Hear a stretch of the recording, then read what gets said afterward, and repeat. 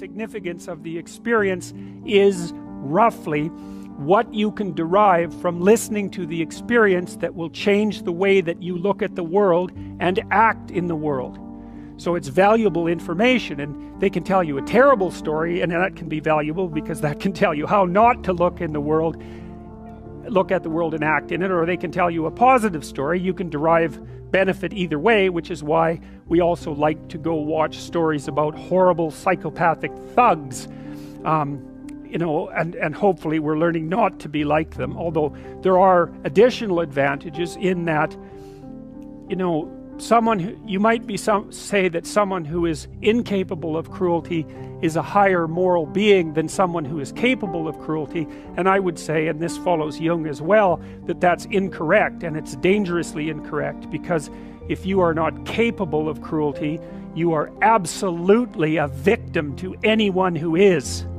And so part of the reason that people go watch anti-heroes and villains is because there's a part of them crying out for the incorporation of the monster within them, which is what gives them strength of character and self-respect, because it's impossible to respect yourself until you grow teeth.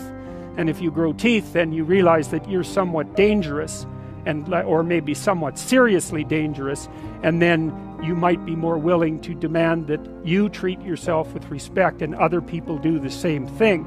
And so that doesn't mean that being cruel is better than not being cruel. What it means is that being able to be cruel and then not being cruel is better than not being able to be cruel. Because in the first case, you're nothing but weak and naive. And in the second case, you're dangerous, but you have it under control. And a lot of martial arts concentrate on exactly that as part of their philosophy of training. It's like, we're not training you to fight. We're training you to be peaceful and awake and avoid fights.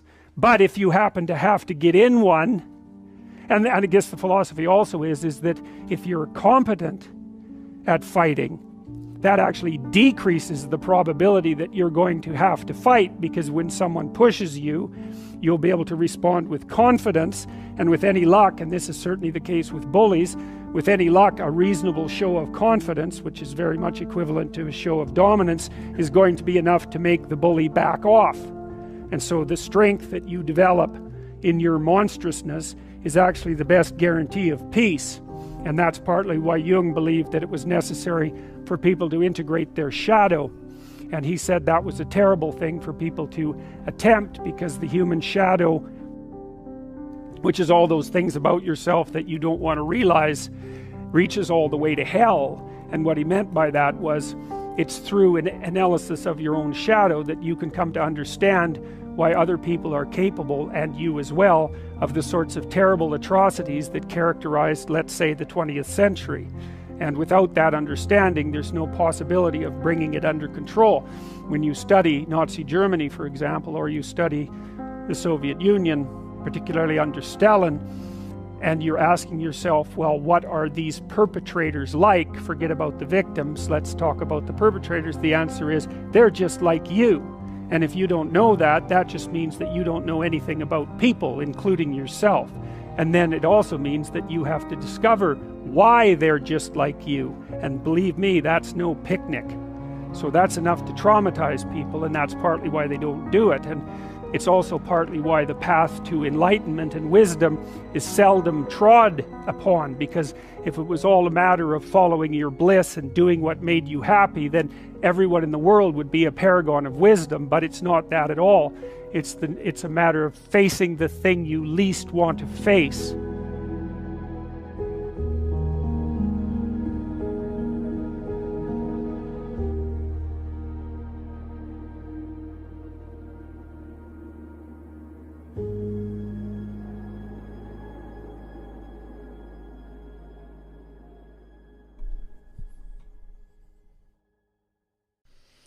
All right, hello everybody. Welcome to Political Cults of Death and Power. This is chapter 4 in the series. I hope you've been enjoying the remake of this series. I had done this back in about 2018, and I felt the need to redo it.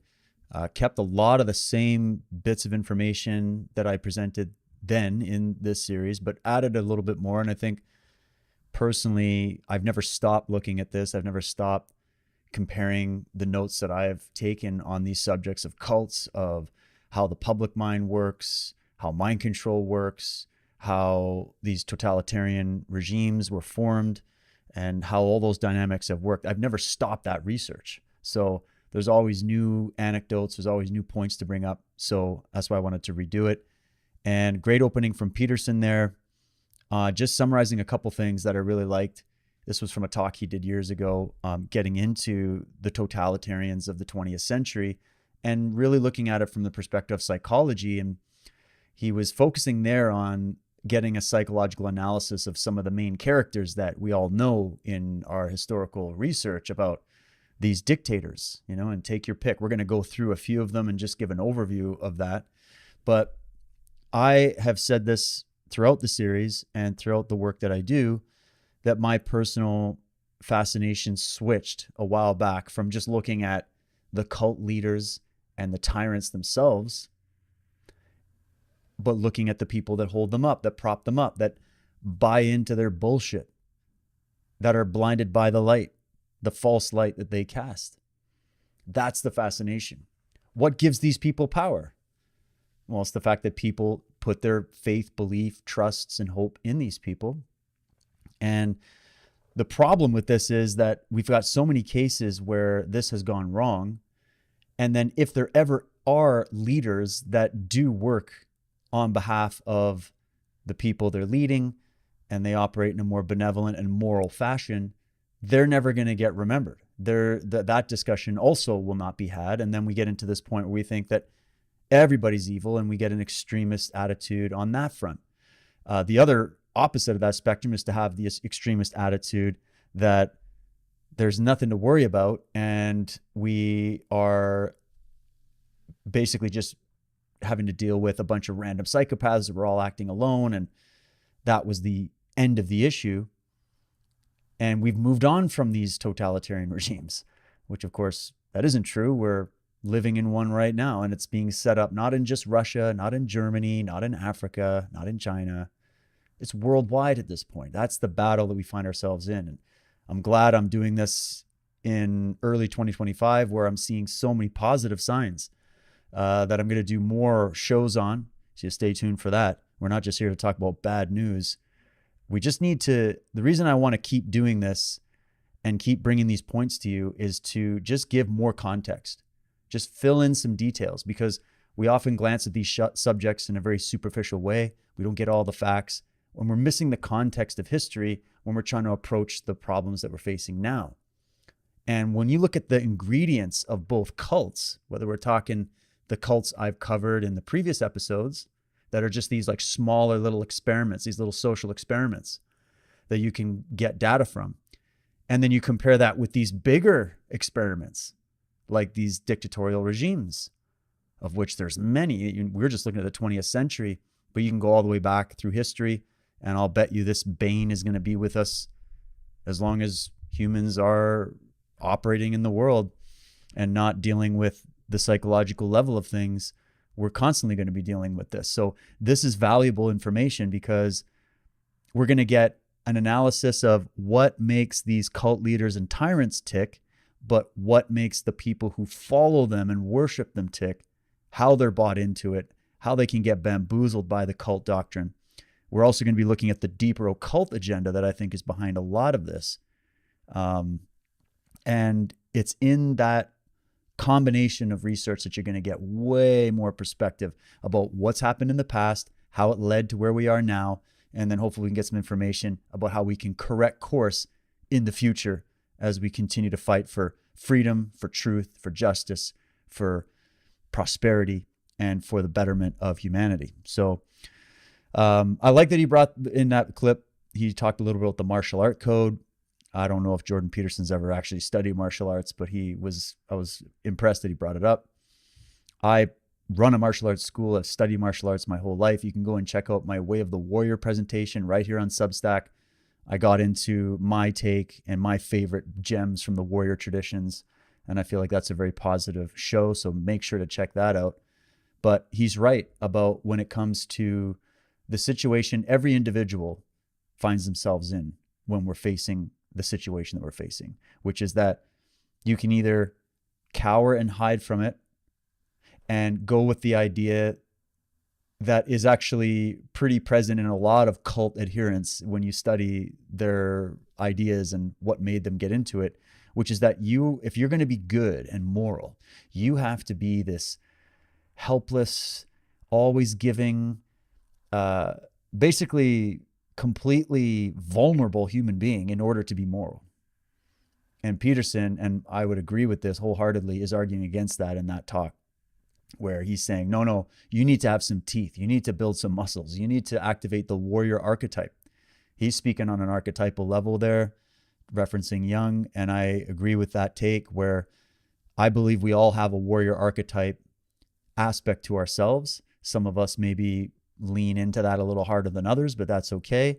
It's just a matter of fact that if you're dealing in a world where people are swindling each other, manipulating each other, corruption happens no matter where you look, and this sort of element that happens over and over again that we've been looking at, where we get people get so easily blinded by maybe the charisma of somebody that they don't actually look into what's really going on, and before you know it, you're in a whole mess. And what a mess it is when you sell out your own sovereignty, your own thinking, and your own freedom at the altar of another. Nothing wrong with having good leaders. Nothing wrong with getting good teachers and guides in your life. Nothing wrong with even getting involved with groups of people that think the same and are goal-oriented and are trying to build new things. We need to do that. What this is just the dark side of this human characteristic, where that's really what we're studying, just in different ways. We're seeing the same thing in different expressions, and I'm hoping the pattern is starting to emerge for you. So there we go. Let's start to dive right in here. I've got so much to go through. I may have to do this in 2 parts. We'll see how long this one turns out to be. But I just want to, once again, before I jump into the slides here, thank you all for your amazing support of my work, my channels, supporting me here on Substack. It's definitely appreciated, and it's what makes this possible. So please continue to do so. I've got a lot of great research coming your way, so make sure to stay tuned for more of that. But let's open up with Dostoevsky here. He's got a very striking quote, has always affected me deeply whenever I read it. And he says this: "Tyranny is a habit. It may develop, and it does develop at last, into a disease. I maintain that the very best of men may be coarsened and hardened into a brute by habit. Blood and power intoxicate. Coarseness and depravity are developed. The mind and the heart are tolerant of the most abnormal things, till at last they come to relish them. The man and the citizen is lost forever in the tyrant, and the return to human dignity, to repentance and regeneration becomes almost impossible." So we're getting into the root causes of what motivates both participants in the cult dynamic, the leader and the follower. When you understand what's underneath the hood of both of these characters, so much can be better understood. And he definitely nailed it there. Funny how he's like, tyranny can be developed into a habit.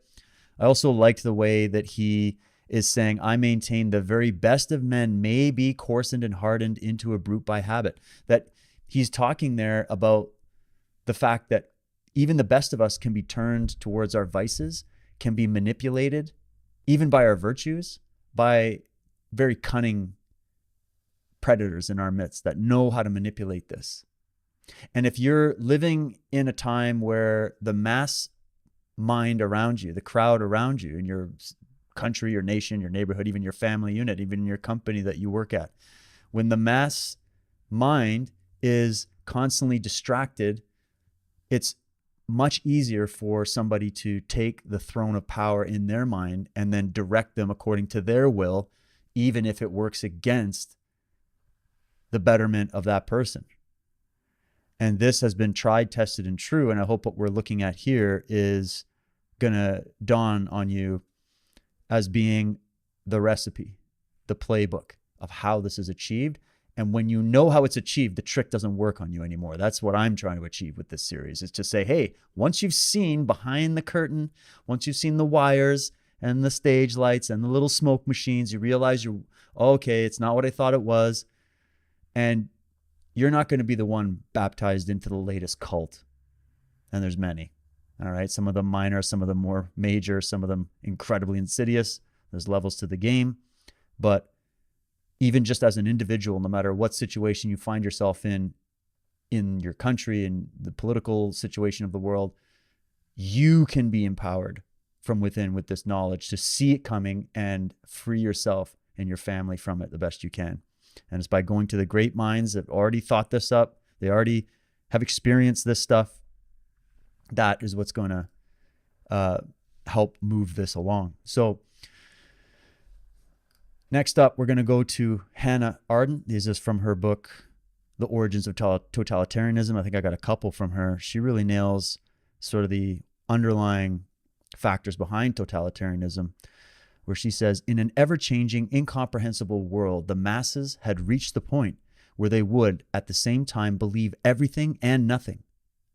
Just kind of think about this quote in reference to what's happening right now on social media, what's been going on over the past, say, 4 or 5 years, right? It's stunning. She says, think that everything was possible and that nothing was true. Mass propaganda discovered that its audience was already at all times to believe the worst, no matter how absurd, and did not particularly object to being deceived because it held every statement to be a lie anyhow. Is this sounding familiar? It's like the black pill explained here. The totalitarian mass leaders based their propaganda on the correct psychological assumption that under such conditions, one could make people believe the most fantastic statements one day and trust that if the next day they were given irrefutable proof of their falsehood, they would take refuge in cynicism. Instead of deserting the leaders who had lied to them, they would protest that they had known all along that the statement was a lie and would admire the leaders for their superior tactical cleverness. So it's like we got these excuse mechanisms that pop in, whether we're talking political tyrant or cult leader, doesn't matter. The same psychological assumption gets made, and it's actually a grooming process that there's so much information flying at you. This is actually like a information warfare tactic that is known in military circles, okay? That you can get people so cynical with just being overloaded, overstimulated, overloaded with bad news, corruption here, and they don't even mind if you see that happening, to the point where you don't know what's what. It's the fog of war. And in the fog of war, what happens? You have a choice. You can either fight back and address it and do your best to try to bring some order back to the chaos, or you can fall for the propaganda, get into a very cynical mindset, and then you're in doom and gloom, and you're just going to sit back and not fight back whatsoever because you're going to say, oh, it's hopeless. There's nothing we can do. And she's talking about how she literally witnessed this playing out over and over again. We also got it from Viktor Frankl. He was a concentration camp survivor. I highly recommend his books. He says, we who lived in concentration camps can remember the men who walked through the huts comforting others, giving away their last piece of bread. They may have been a few in number, but they offer sufficient proof that everything can be taken from a man but one thing, the last of the human freedoms, to choose one's attitude in any given set of circumstances and to choose one's own way. So even though we hear the warnings, and we're going to hear a lot of warnings in this presentation today, there's also a lot of hope from those who've lived in these types of conditions, because they see that even with the thickest propaganda, even with the worst of the worst happening around you, we still see the goodness of the human heart coming out. We still see people refusing to give up the last remnant of freedom that no tyrant or cult leader can ever take from you, which is your intellectual and spiritual sovereignty. And you have the choice right now, in the conditions of which you live, to operate the way you want to operate. That's the freedom that you have. How are you going to operate in this time? How are you going to operate? Are you going to operate as the person who's hopeless in their approach? Are you going to operate as the person that is constantly attacking everybody? who isn't you? Are you going to operate as the person that is trying to recruit others into the cult, right? Or are you going to operate as the person that doesn't give your freedom away and decides to do the right thing that you know is the right thing, even if you're surrounded by people not doing the right thing? If you're surrounded by cowards or people who have become corrupted, are you going to be the one that stands out? That's what this statement says to me. Then we're going to go to Ayn Rand, another person who lived it in Russia and then came to warn America that it was on its way over here, and nobody wanted to listen to her, but here she stands vindicated on this point. Here's a few. She said, "Do not be misled by an old collectivist trick, which goes like this." And she defines it all as collectivism, by the way, so, and I would agree with it. I also call it totalism, right? I've done many presentations on that. You can actually get my presentations on totalism, once again, right here on Substack. Go check them out. But she looks at it as collectivism. So whether we're talking fascism, communism, socialism, crony capitalism, any of those, they're known as collectivism in her circles. And it's basically the one ring of power, one leash for many necks concepts, just applied in different ways. We'll get into that a little bit further, but just want to make sure you know what she's talking about. So once again, do not be misled by an old collectivist trick, which goes something like this. There is no absolute freedom anyway. Since you are not free to murder, society limits your freedom when it does not permit you to kill. Therefore, society holds the right to limit your freedom in any manner it sees fit. Therefore, drop the delusion of freedom. Freedom is whatever society decides that it is. So, I mean, just think of the pandemic. Think of how many examples where you're told this. Well, you can't go and rob someone's house and murder people and do all these horrible things. So why don't you just follow the rules and wear a mask and stand on the X and get injected by, an experimental bioweapon, right? Like, they're going to use that argument over and over again to justify more tyranny. This is the argument of control freaks, okay? And we find them in our social circles, and we find them in our governments and sitting at the round tables. They're everywhere. So she's saying, watch for this trick. She goes on to say, it is not society nor any social right that forbids you to kill, but the inalienable individual right of another man to live. So you got to look at it differently. It's not that necessarily that it's society that is the God over your head that makes it so that it's immoral to kill somebody. You derive the foundation of freedom from the golden rule, really. That it's the other man's right to live that is the moral precursor, regardless of what the laws are, because the laws can become corrupt over time, right? This is not a compromise between two rights, but a line of division that preserves both rights untouched. The division is not derived from an edict of society, but from your own inalienable individual right. The definition of this limit is not set arbitrarily by society, but is implicit in the definition of your own right. Within the sphere of your own rights, your freedom is absolute. And then she says, intellectual freedom cannot exist without political freedom, which is why we have to have this conversation, my friends. I personally would prefer not to be studying so many things about politics and getting involved in it. I hear you. It's all left, right. They're all controlled. But here's the thing. They're all controlled because nobody's been participating in politics. So Plato's prediction about how the man who doesn't participate in politics will end up being governed by inferiors. Well, look around. That's what's happened. Good things we're seeing that's changing in some regards, but it's the participation thing. If we're going to have a thing called civilization and having a community and a society and a country, we got to get a little bit more involved in this process, especially on an individual level, right? So intellectual freedom cannot exist without political freedom. I mean, it can, like philosophically, but you're in a gulag being free in your mind. You're chained to a wall being free in your mind, and you're being, you're at the whim of the state, which is the strong arm of the crowd. That's why she calls it collectivism.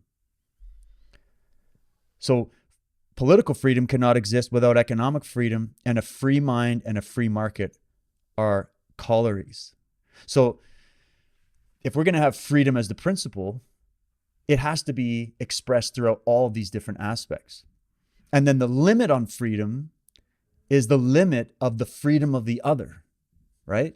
It's not arbitrarily just made up by the government, which actually ends up violating your freedom in that regard, right? So I don't want to get into a whole debate about different political philosophies here, but I'm just trying to get at least some of the better arguments, whether you find yourself on the sort of libertarian end of things or a different end of this, it doesn't really matter. We're talking cults, we're talking tyranny, and there's only certain ideas that can combat efficiently the ideas that are put forward by the tyrants that you have to be able to take apart. And so that's why I bring up the people that have already taken those empty arguments that are put out by these tyrants, taking them apart. And you've got to start. She's giving you the metaphysics there. She's giving you the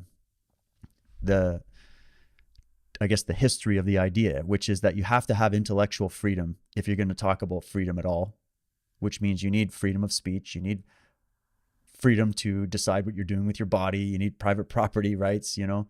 So that leads into the political end of things because that deals with the world of the crowd. Political freedom cannot exist without economic freedom. So we can't be enslaved to a welfare state or having our economy managed by global forces that are so disconnected from us we don't even know who they are.